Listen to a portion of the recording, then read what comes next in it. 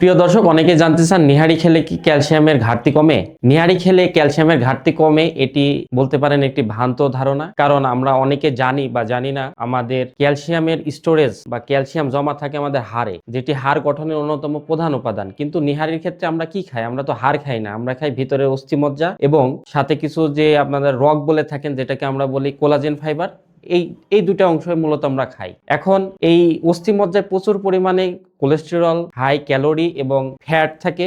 স্বল্প পরিমাণেও কিন্তু ক্যালসিয়াম থাকে, যেটি প্রতি 100 গ্রাম এই নিহারির স্যুপে মাত্র 16 থেকে 17 মিলিগ্রাম। এবং অন্যান্য যে উপাদানগুলো আমরা পাচ্ছি তার তুলনায় কিন্তু এই ক্যালসিয়ামের পরিমাণ অতি নগণ্য। সুতরাং যাদের হাই ব্লাড প্রেশার বা হাইপারটেনশন, ডায়াবেটিসের মতো রোগ আছে, তাদের ক্ষেত্রে এই ক্যালসিয়াম বাড়ানোর জন্য এই নিহারি খাওয়া থেকে অবশ্যই আমাদের বিরত থাকতে হবে এবং পুষ্টিবিদের পরামর্শ অনুযায়ী আমরা স্বল্প পরিমাণে খেতে পারি।